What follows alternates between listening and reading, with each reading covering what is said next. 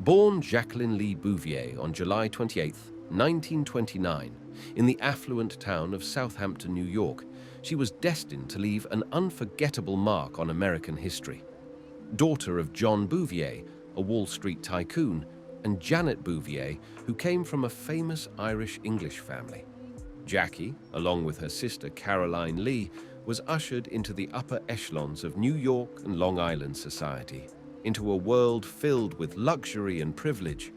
The Bouvier sisters' early years were spent in the luxury of a 12-room duplex at 740 Park Avenue in Manhattan, and summers were spent like pages out of a fairy tale at Lesath, the family estate in East Hampton. Their father, John Verneau Bouvier III, known as Blackjack, with his Clark Gable-esque charm and reputation as a ladies' man, was their hero. Despite his flirtation and penchant for the bottle, he was a caring father, instilling in his daughters a desire for excellence, to be only the best. And what's even better is that Jackie's childhood was a tapestry woven with cultural and artistic threads. A prodigy in equestrian sport, no doubt an age-old sport and skill, by the age of 11 she was a national champion. At the age of 11 she became the national champion. Her intellectual abilities were no less impressive. She devoured all the children's books on her shelves before she even set foot in the school. Her idols were as eclectic as her interests. Mowgli, Robin Hood, the grandfather of little Lord Fauntleroy, Scarlett O'Hara, and the poet Lord Byron. Naturally, Jackie's education was a journey to prestigious institutions. Miss Chapp's school in New York and Miss Porter's school in Connecticut. She was more than just a student. She was a beacon of academic and equestrian success, often eclipsing her sister Lee, whose old money Grace will talk about a little later. Jackie's quest for knowledge led her to Vassar College, after which she spent a year in France, immersing herself in its rich culture and history, culminating with a degree in French literature from George Washington University. But being in Paris was not just an academic event for Jackie. It was a deep dive into the French way of life, living with a Darente family and absorbing all the nuances of their culture. And her passion for history and culture has become a defining element of her public persona. As First Lady, she was a custodian of the arts, a champion of historic preservation, and a cultural ambassador par excellence. Her fluency in French, another old money secret, and affinity for world cultures have made her a beloved figure on the world stage. But her marriage to John F. Kennedy, which took place on September 12, 1953, at St. Mary's Roman Catholic Church in Newport, Rio de Janeiro. St. Mary's Catholic Church in Newport, Rhode Island, was an even bigger turning point. Jackie, with her old money, elegance, and sophistication, did more than just capture the nation's heart. On March 3, 1933, Caroline Lee Bouvier, who later became known as Lee Radziwiłł, was born in the heart of Manhattan, New York. As the younger sister of Jacqueline Kennedy, Lee was surrounded by luxury from the very beginning. Her childhood, shared with her sister, was spent in luxurious Manhattan apartments and stately estates on the East Coast, which had a profound influence on her fashion sense and lifestyle. And even before her sister took over as First Lady in 1961, Lee's fashion was the subject of admiration in the press. Her style was a harmonious combination of clean lines, large sunglasses, and flowing hair. A stark contrast to the rugged elegance of the 1950s. Vogue magazine praised her for steering American fashion toward a more relaxed yet confident aesthetic. Self-confident aesthetics, and her timeless fashion solutions continue to resonate with designers today. Thus, Lee's entrance into high society and her innate glamour led her to the status of an international socialite and fashion icon. Her refined taste earned her a place among the world's best-dressed women, and she was part of Truman Capote's Swan, a circle of elegant high society women who basked in the intellectual glow that Capote's attention provided, which further cemented her high society status.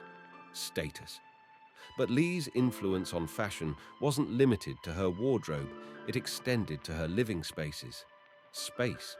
She had an amazing ability to create iconic living spaces, often infused with Oriental influences, and her signature sophisticated pink color. Her style has been admired by fashion giants such as Giorgio Armani, Marc Jacobs, Michael Kors, and Carolina Herrera. Despite being overshadowed by her world-famous sister, Lee's natural glamour shone brightly, vividly, which made her a fashion icon in her own right. Her style was defined by her love of luxurious jewelry, lush coats, and minimalism. For more than half a century, she occupied a central place in high society. And the wedding of Le Boivier with the Polish aristocrat Prince Stanislaw Albrecht Radziwiłł, which took place in March 1959, was not just a wedding. It was a fusion of wealth and power. The Radziwiłłs, one of the most prominent Polish families, owned vast estates throughout Europe, and this alliance with European nobility further elevated the Kennedy family's position in high society. High society. Subsequently, in the 1960s, Lee Radziwiłł became a significant figure in the fashion world, embodying and enhancing the old money aesthetic of the Kennedy family. Only born in July 1921, Eunice Kennedy Shriver became a prominent representative of the Kennedy family, philanthropic saga of the Kennedy family. Her life's mission is to improve the lot of those who are marginalized by society, especially those with intellectual disabilities. Her life's mission to improve the lot of those neglected by society, especially those with intellectual disabilities, was deeply rooted in her bond with her older sister Rosemary, who herself faced intellectual challenges. In 1957, Shriver headed the Joseph P. Kennedy Jr. Foundation, which was created in memory of her late brother killed during World War II. Under her leadership, the foundation shifted its focus from supporting Catholic charities to research in the field of mental retardation. And the search for humane treatment methods. Its goals were aimed at preventing mental disorders by identifying their causes and transforming society's approaches to people with such disabilities. Shriver's vision and tireless pursuit of justice then blossomed into the Special Olympics movement.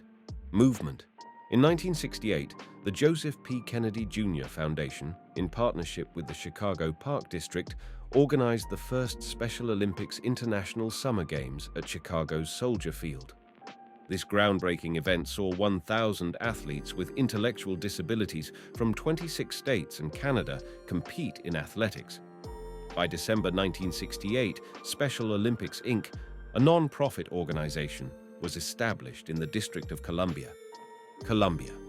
Shriver's influence extended beyond the Special Olympics. She influenced her brother, President John F. Kennedy, to create a committee on development issues, on developmental disabilities, which led to the creation of the National Institute of Child Health and Human Development at the National Institutes of Health. Her influence extended into academia. She founded centers for medical ethics at Harvard University and Georgetown University. And Shriver's tireless efforts earned her the Presidential Medal of Freedom in 1984, which President Ronald Reagan presented to her, praising her for her contributions to helping people with intellectual disabilities.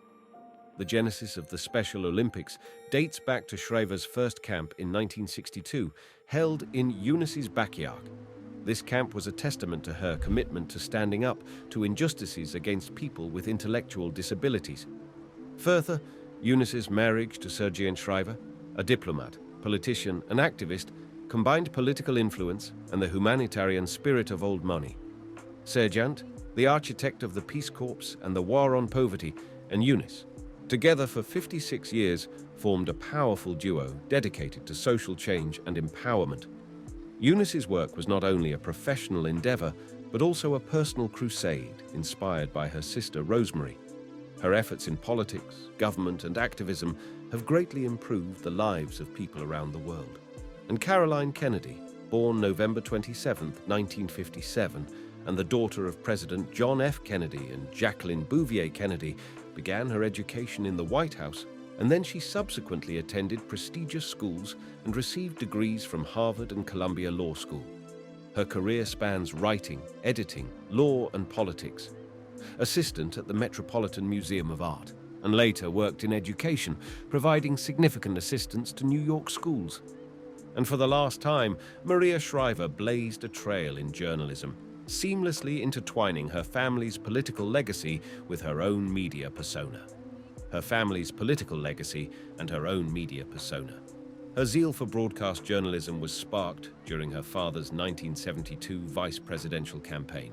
She later called the experience transformative.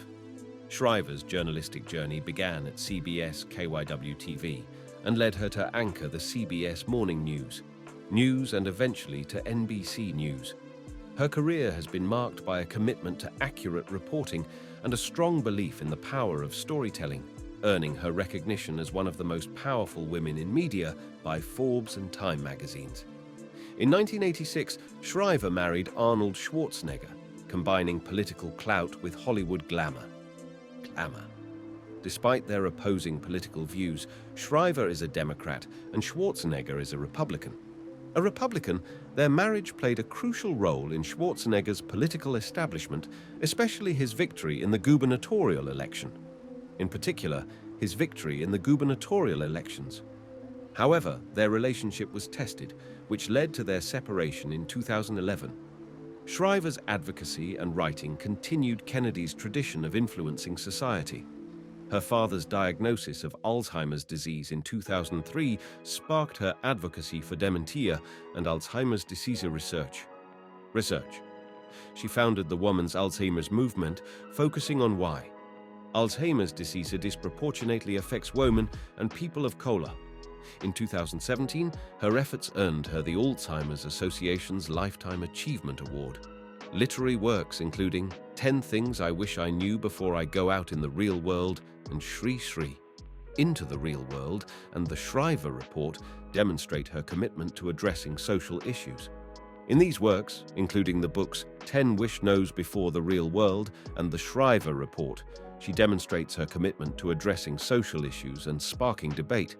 Jean Kennedy Smith, born in February 1928, also embodied the cultural and social ethic of the Kennedy family and the social ethic of the Kennedy family.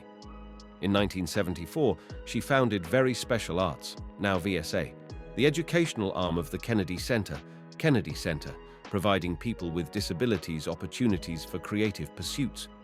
This endeavor, which earned her the Presidential Medal of Freedom in 2011, reflects her belief that the arts are accessible to all.